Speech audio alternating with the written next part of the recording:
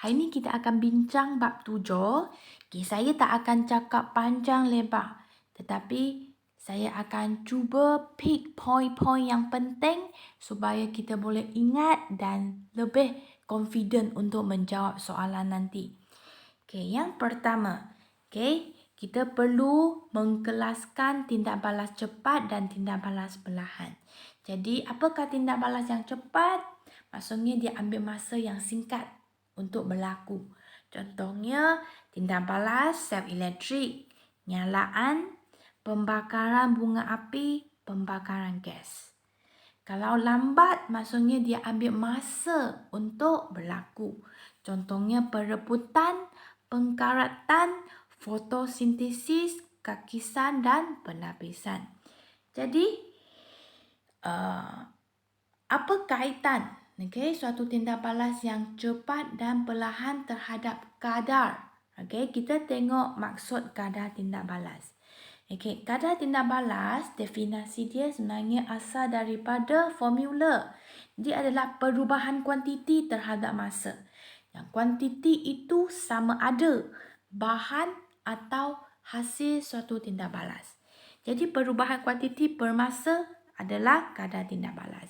Jadi kuantiti yang kita ambil itu boleh dalam jisim, isi padu atau kepekatan.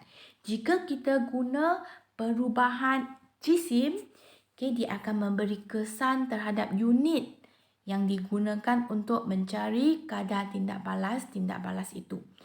Contohnya jisim, gram per masa. Isi padu, cm3 per masa.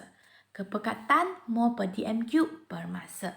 Jadi, kalau satu tindak balas itu cepat, kadar tindak balas dia akan tinggi.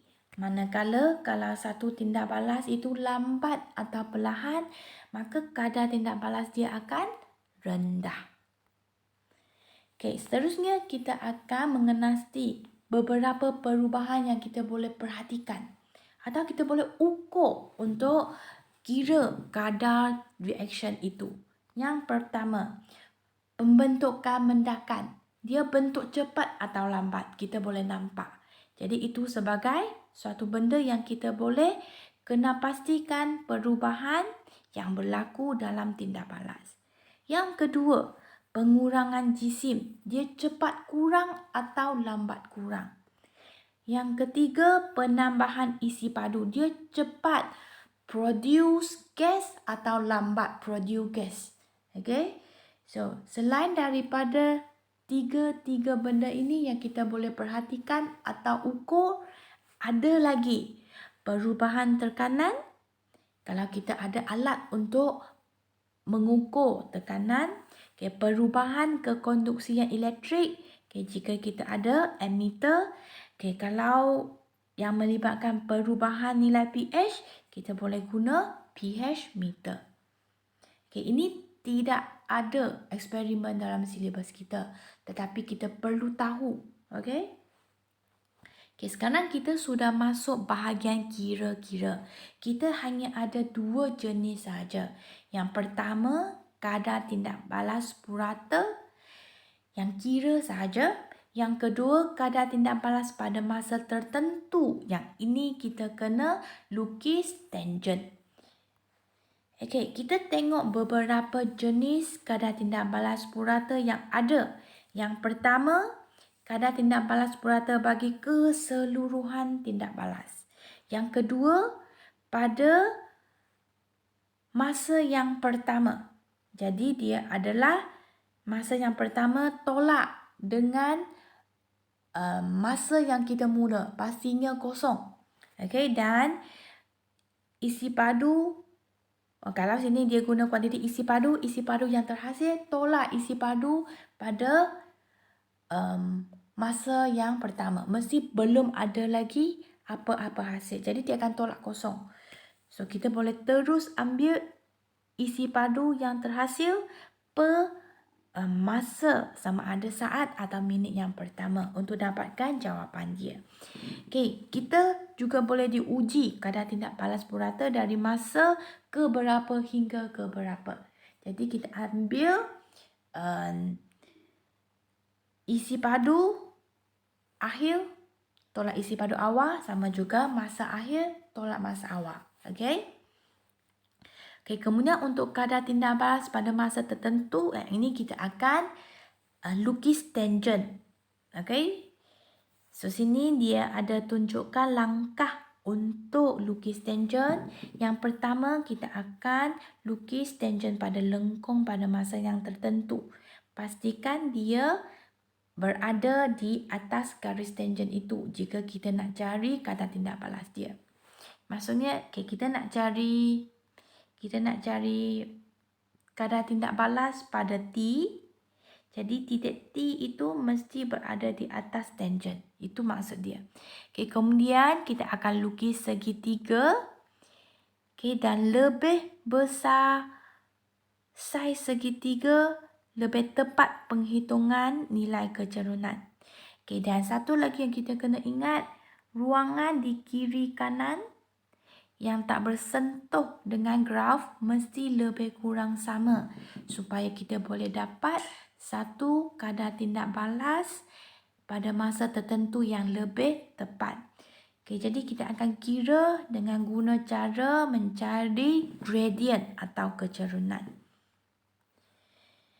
Bagi tindak balas yang melibatkan pengurangan jumlah jisim bahan tindak balas, kita juga boleh cari. Tetapi dia punya tangent adalah lukis di sebelah bawah. Okey. Kita tengok contoh. Seorang murid menambah ketolan magnesium karbonat secara berlebihan ke alam asid sulfurik. Jadi karbonat, garam karbonat tambah asid, kita ada 3 produk.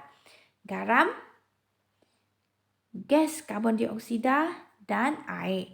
Jadi kita akan kumpulkan gas yang terbebas iaitu karbon dioksida sebagai suatu ukuran untuk kira kadar tindak balas reaction ini. Jadi apa yang digunakan? Dia kumpulkan gas dalam picagari dan isi padu direkod seperti bawah. Dia rekod setiap 1 minit. Jadi kita boleh nampak pada awalnya mesti belum ada sebarang gas yang terbebas, jadi kosong. Tetapi semakin lama gas yang terbebas semakin banyak sehinggalah minit ke-7 dia sudah dapat 70 cm3. Ke-8, ke-9 dan ke-10 dia akan kekal, tidak akan naik lagi. Apa maksud dia? Maksud dia semua asid sulfurik sudah bertindak balas. Kenapa saya cakap asid sulfurik?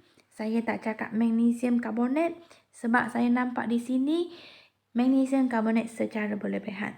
Jadi yang kita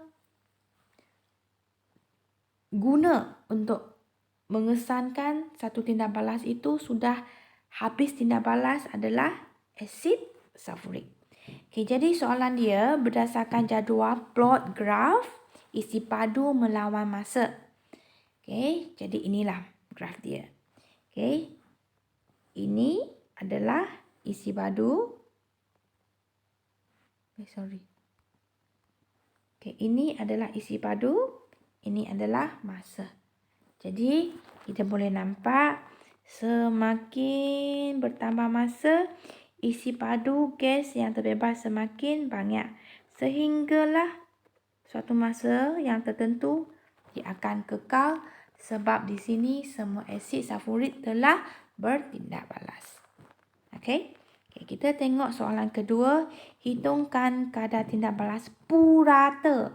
Kalau nampak purata maksudnya kita boleh terus kira tanpa lukis gradient, tangent, dan cari gradient. Jadi dalam minit ke-5, kita akan tengok minit ke-5 adalah daripada minit ke-4 hingga minit ke-5. Jadi apa yang kita akan guna adalah maklumat 2 kolom ini. 4 to 5. Jadi ini jawapan kita daripada 5 minit ke 4 minit, 5 ke 4. Perubahan isi padu yang kita kutip adalah 63 pada minit ke-5 dan 58 pada minit ke-4. Jadi 63 tolak 58 per 5 tolak 4. Jadi kita dapatlah jawapan dia. Yang kedua, dia minta kita cari kadar tindak balas untuk keseluruhan. Jadi kita akan tengok bila dia sudah habis tindak balas pada minit ke-7. Jadi 70 cm3 per masa 7 minit. Jadi 70 cm3 per 7 minit, maka kita dapatlah kadar tindak balas purata keseluruhan. Kemudian kita tengok C. Kita diminta cari kadar tindak balas pada minit kedua. Kadar pada, keyword dia pada. Kalau nampak pada, maksudnya kita kena lukis tangent. Jadi minit kedua, pastikan tangent kita sentuh pada minit kedua. Kemudian kita sambungkan, pastikan bahagian kiri dan kanan yang tak bersentuh graf ini lebih kurang sama. Kemudian kita lukislah tangent.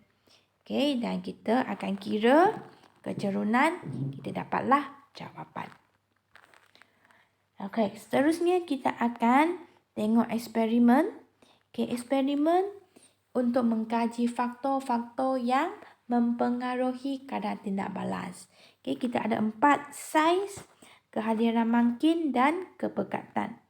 Sebenarnya ada lagi suhu, tetapi suhu dalam eksperimen kita jarang buat, tapi ada dalam silibus. So kita ada 4 saiz, kepekatan, suhu dan kehadiran makin. Kita tengok satu persatu secara ringkas. Sebelum kita pergi ke bahagian eksperimen, ada lagi satu tekanan, sebagai lensa kimia. Kita tengok eksperimen yang pertama.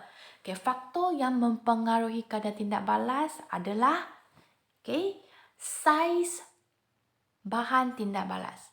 Sama ada saiz besar atau saiz kecil. Jadi kalau saya guna ketulan mama yang besar, pastinya kadar tindak balas dia adalah rendah. Kalau saya guna sebuk mama, dia mesti akan lebih cepat. Jadi eksperimen ini kita buat seperti inilah.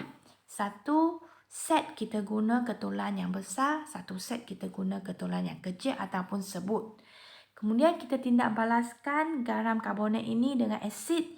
Dan kita tahu dia mesti menghasilkan 3 hasil garam, iaitu kalsium klorida.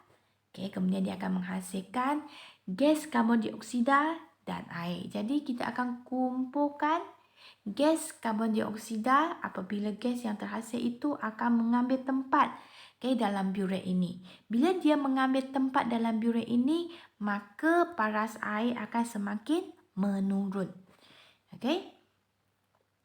Jadi itulah graf yang kita boleh dapat. Kalau kita guna ketulan besar, graf kita akan nampak macam ini. Dia tak curam sangat. Tetapi kalau saya guna sebuk atau ketulan yang kecil, graf dia akan semakin curam. Tetapi sampai akhir, hasil tindak balas ataupun isi padu gas yang terhasil adalah sama. Jadi di sini kita boleh nampak, kalau semakin curam satu graf, semakin cepat. Kurang curam maksudnya dia perlahan. Jadi ini graf yang kita akan dapat. Eksperimen yang kedua, kita akan uji faktor kepekatan terhadap kadar tindak balas. Kalau semakin pekat satu bahan itu, pastinya lebih cepat. Kalau kurang pekat, dia semakin lambat. Jadi bahan yang kita guna dalam eksperimen ini adalah natrium thiosulfate. Dan natrium thiosulfate ini kita akan ubah kepekatan dia dengan menambah air. Okey. Jadi set yang pertama kita tak tambah air, set yang kedua kita tambah 5, ketiga tambah 15 semakin bertambah. Jadi kita boleh jangkakan semakin bertambah, okey, masa yang diambil untuk tindak balas itu berlaku adalah semakin lambat. Okey. Okey. Jadi untuk eksperimen ini kita akan lukis dua graf. Okey, satu graf perubahan kepekatan terhadap masa, yang kedua perubahan kepekatan bahan terhadap satu per masa. Okey. Sebab apa yang kita akan dapat ialah ini. Okey, yang ini kita boleh nampak, okey, semakin pekat, okey, masa yang diambil semakin berkurangan. Okey. Okey, contohnya kita tengok point di sini. Point di sini. Okey. Sangat pekat. Jadi masa yang diambil untuk satu tindak balas itu adalah sikit saja. Kalau kita ambil point di sini, okey, kepekatan adalah sangat rendah. Jadi masa yang diambil untuk tindak balas itu berlaku adalah panjang. Okey, untuk graf yang kedua ini kita boleh nampak dengan jelas, iaitu okey, kepekatan suatu bahan tindak balas adalah berkadar songsang dengan masa. Okey, jadi setelah kita songsangkan unit masa itu kepada 1 per masa, kita boleh nampak dia adalah berkadar terus. Senang cerita, semakin pekat suatu bahan tindak balas, semakin tinggi. Semakin tinggi kadar tindak balas itu. Ataupun semakin pekat satu bahan tindak balas, semakin lama, okey, masa yang diambil untuk tindak balas itu berlaku. Okey, yang ketiga kita akan kaji faktor mangkin yang mempengaruhi kadar tindak balas. Okey, apa yang kita guna dalam eksperimen dalam silibus kita adalah hidrogen peroksida. Okey, hidrogen peroksida ini dia akan terus menghasilkan water and oxygen gas tanpa apa-apa. Tetapi kalau kita tambah mangkin, iaitu mangan oksida, dia akan lebih cepat. Okey. Dan lebih cepat maksudnya dia akan menghasilkan air dan oksigen dengan lebih cepat. Dan oksigen itu kita akan guna sebagai ukuran untuk tengok sama ada tindak balas itu cepat atau lambat. Kalau cepat, okey, maka nyalaan mancis dia akan nyala semula. Okey. Okey, jadi graf kita, kalau kita boleh kutip oksigen itu, okey, kita boleh dapatlah graf ini. Okey. Apa yang kita boleh nampak ialah set 1, okey, tanpa mangkin dia kurang curam. Kalau dengan adanya mangkin, iaitu mangan oksida, mangan, okey, ni, mangan 4 oksida, okey, graf kita akan lebih curam. Bermakna kadar tindak balas dia lebih tinggi. Okey, ini tak ada dalam silibus tetapi SPM selalu uji. Satu lagi eksperimen yang menggunakan mangkit, iaitu tindak balas antara logam zinc dengan asid sulfurik. Okey, dan mangkin yang digunakan adalah kuprum sulfat. Okey, kuprum 2 sulfat. Jadi kuprum 2 sulfat akan mempercepatkan tindak balas itu supaya dia boleh menghasilkan, okey, logam dengan asid menghasilkan garam dengan hidrogen gas. Jadi kalau kita letak kuprum sulfat, hidrogen gas yang dihasilkan akan lebih cepat dihasilkan. Okey, jadi ini graf dia. Okey, kita akan kutip hidrogen gas yang terbebas. Kalau untuk set 1 tanpa kuprum sulfat, okey, dia kurang curam. Kalau dengan adanya kuprum sulfat, okey, dia akan lebih curam, bermaksudnya kadar tindak balas dia adalah lebih tinggi. Okay, kita tengok satu contoh lagi. Yang ini pun selalu diuji. Okay, kita tambah lagi satu set. Okay, di sini, okay, kita tak guna mangkin. Okey, tetapi kita kurangkan isi padu bahan, iaitu saya kurangkan asid sulfurik, okey, sebagai satu ukuran, okey, yang boleh menentukan hasil tindak balas kita. Okey, kenapa saya tak ambil zinc? Okey, zinc di sini adalah berlebihan. Okey, so apakah bentuk graf yang akan terbentuk di sini? Okey, yang pertama kita akan kira bilangan mol dia dulu.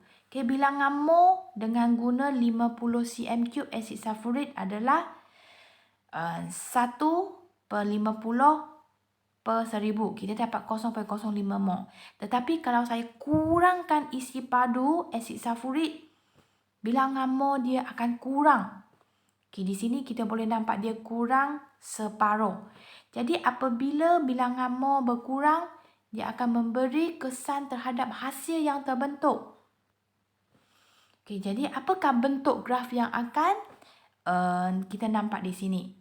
Okey, saya lukislah. Okey. Kadar tindak balas mesti sama. Okey, mesti sama. Tetapi memandangkan bahan yang dia guna semakin berkurangan, okey, jadi hasil yang terbentuk pun semakin berkurangan. Tetapi dia punya kadar sama. Okey, jadi yang untuk graf yang set 1, okey, tinggi dia macam ini. Isi padu oksigen yang dihasilkan ialah ini. Tetapi kalau saya kurangkan isi padu asid, okey, saya punya hasil pun kurang separuh. Jadi di sini kita kena ingat isi padu bahan tindak balas. Maksudnya kalau saya letak banyak atau saya letak sikit, dia tak pengaruh kadar tindak balas. Dia hanya memberi kesan terhadap bahan dan terhadap isi padu hasil yang dibentuk. Kalau saya letak banyak, banyaklah hasil. Kalau saya letak sikit, sikitlah hasil. Tetapi kadar tindak balas dia tetap sama.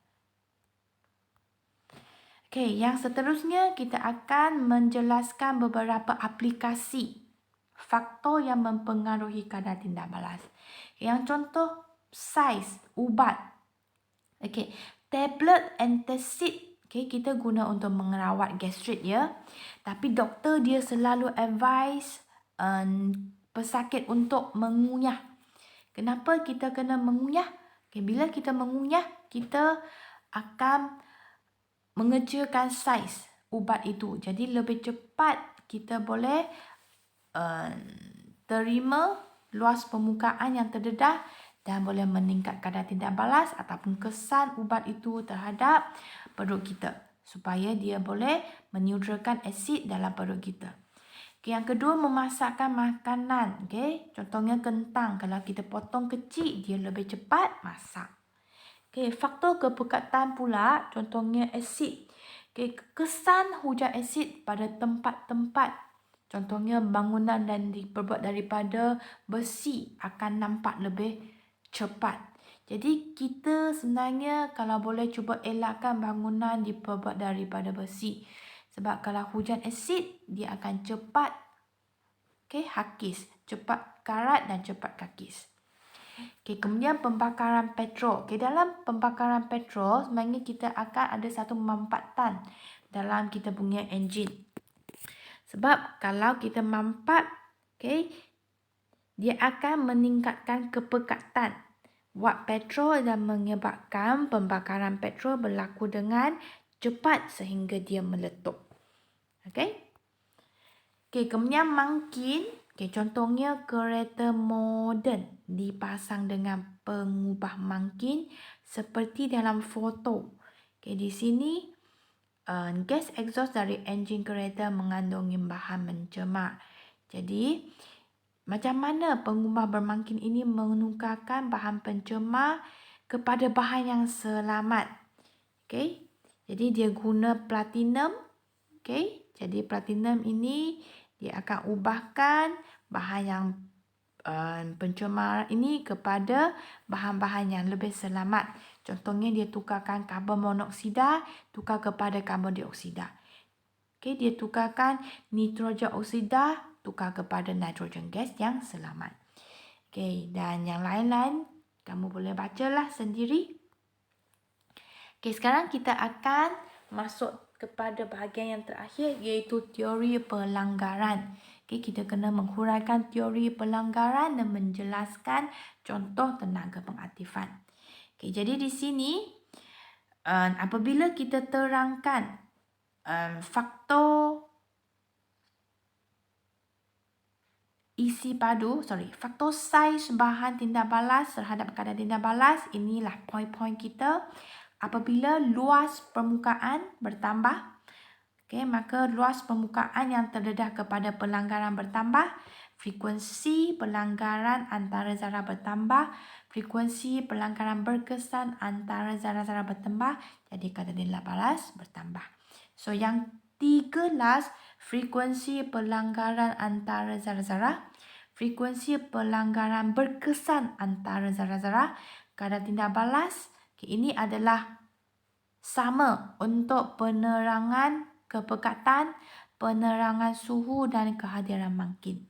Okay, kita tengok penerangan berkaitan teori pelanggaran terhadap faktor kepekatan.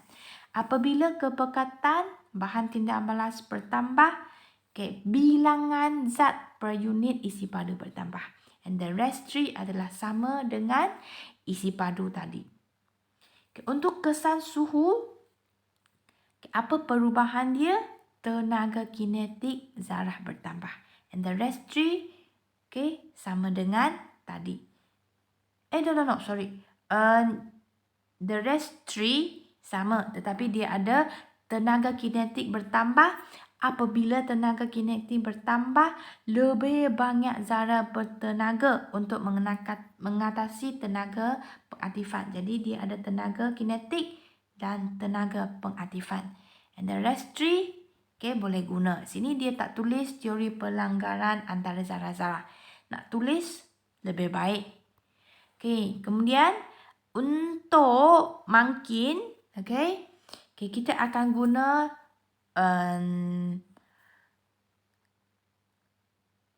graf ini untuk terangkan. Okay, apabila makin hadir, makin akan menyediakan lintasan alternatif dengan merendahkan tenaga pengaktifan. Jika satu tindak balas itu adalah tindak balas eksotermik, eksotermik dengan ada tanpa makin, dia kena mengatasi EA banyak macam ini. Tapi kalau bila saya tambah makin, dia boleh merendahkan daripada ketinggian ini kepada lebih rendah. Ini maksudnya lintasan alternatif. Okey, jadi apabila wujudnya lintasan alternatif dengan merendahkan tenaga pengaktifan, lebih banyak zarah-zarah bertindak balas dan mencapai pengaktifan. Okey, jadi frekuensi pelanggaran berkesan bertambah, kadar tindak balas pun bertambah.